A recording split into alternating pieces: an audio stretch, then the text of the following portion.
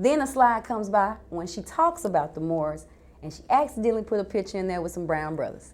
That one little dude that never paid attention, always got in trouble, would try to cause more commotion than, keep the peace. Brother said, wait a minute, bag that up. Who was that?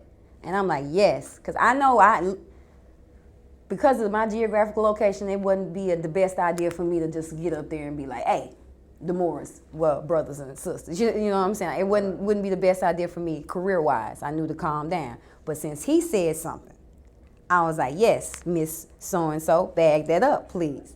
She refused. Wow. She refused, which caused an uproar in the whole classroom because they finally saw somebody that looked like them, and she refused to go back.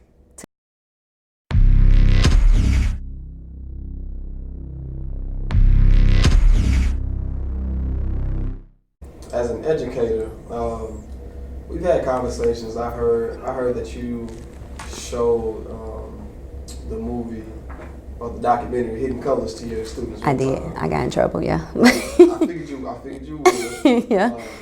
But I'm pretty sure that had to be something, very interesting, very intriguing, like to see the reaction of the kids and everything. Yeah. Like how receptive are our kids when, studying, Black history versus studying European history? Okay, this is what I want you to think about. Your time in the history class. Was it fun or was it boring? Usually it's taught by a coach or somebody that's barely slid their little way into the teaching certification process, okay? Or someone that may not deliver this lesson to the point where the children actually know it. I can just give you, I got in a lot of trouble, but I can give you a story as to how I even got to that point. I'm a special ed teacher, so I co-teach. I was co-teaching in the class with a European descent woman. It happened to be history. I was into history. Didn't know everything I know now back then, but I was into it enough to want to co-teach that class. Well, I had a young man in the classroom, was a trouble starter, didn't care about much, used to throw money in the air all the time, all kind of just crazy stuff for no reason, because it was history and it was boring. I used to have several conversations with him like, bruh, you about to go to 9th grade, just kind of chill out, just make it through. You're gonna pass the class if you just do your assignments. Well, one day, we were talking about the Moors. We were talking about the Moors. So I'm excited because I know what I know in the back. So I'm trying to get the kids to, look, pay attention to what this woman is saying. But as a special ed co-teacher, we don't usually deliver the lesson. So I couldn't deliver it the way in which I wanted them to receive it.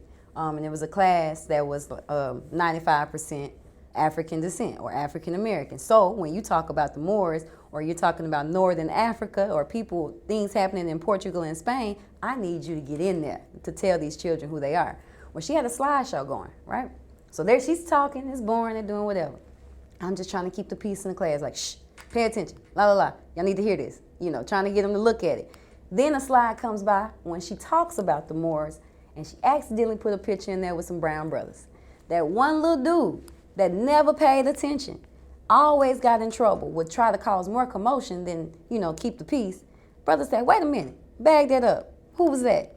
And I'm like, yes, because I know because of my geographical location, it wouldn't be the best idea for me to just get up there and be like, hey, the Moors were brothers and sisters. You know what I'm saying? It wouldn't be the best idea for me career-wise. I knew to calm down. But since he said something, I was like, yes, Miss So-and-so, bag that up, please. She refused.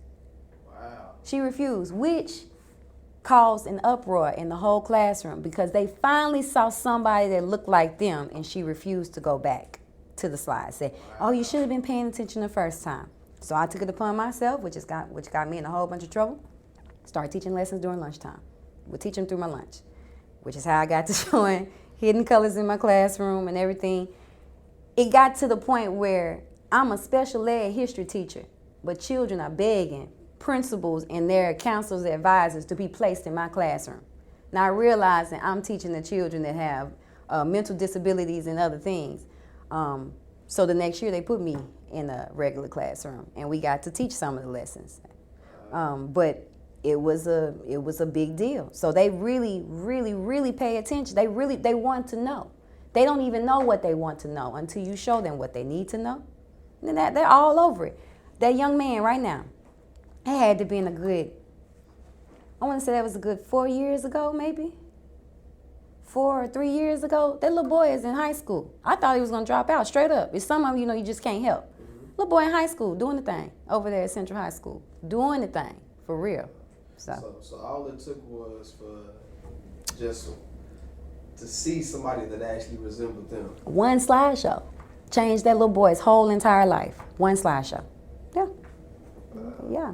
Wow. So what was the reactions when you during lunchtime when you were doing like the illegal screenings of of hidden colors, what were the kids like? What were they saying? They couldn't believe it. They couldn't believe it. Like, so you mean to tell me? Like they could not fathom that life, there was literally life before slavery. They didn't understand that. So in the room, it was a safe place to kind of like have that conversation and be like, look, I need you to understand who your people are. I need you to understand who you are so that you won't go out here and let somebody else tell you who you are. It just spread like wildfire.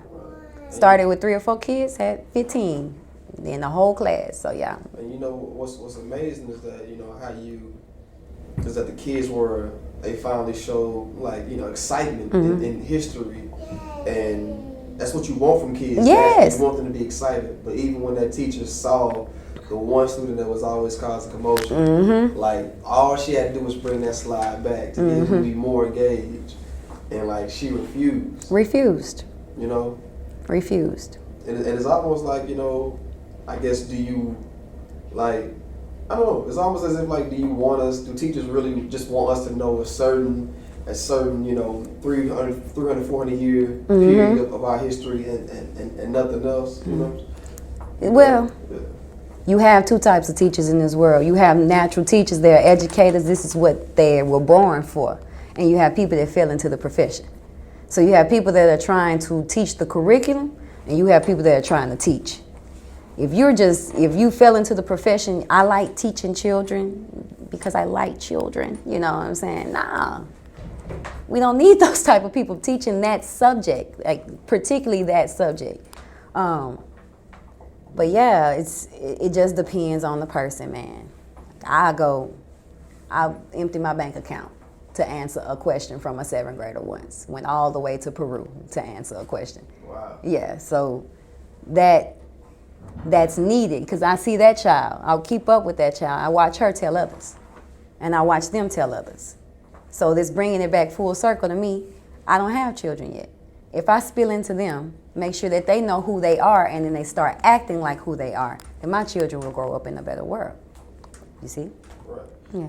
That's like I said, and that's interesting, because I was once doing a history lesson for kids, and we started doing Black History trivia. Usually the black kids that were completely quiet, disengaged, causing commotion, they were actually the ones to be answering the questions. Yes. They didn't even know if it was true or false. They were just raising their hand just to learn what the answer was. And all the Caucasian kids, they were just is this over with? Why we gotta learn about y'all? Yes. But when they learn about Greek, when they learn about Rome, when they learn about all these places, they're fully into it, and asking the teacher all types of questions. So I think it's absolutely, I think it's just amazing to see, to get that kind of reaction out of kids. All you gotta do is find a little bit of them everywhere, because we are everywhere, literally, all over the planet. We were in Rome, we were in Greece. Okay, I'm supposed to teach you about this brother, but did you know about him too? So let's talk about both of them. Stay on the curriculum, but give them any teacher, from any background can do that. Reach them where they are. If you have a bunch of Latino children, some Latino people at this time, just find them, find where they are. But yeah, you're right, brother.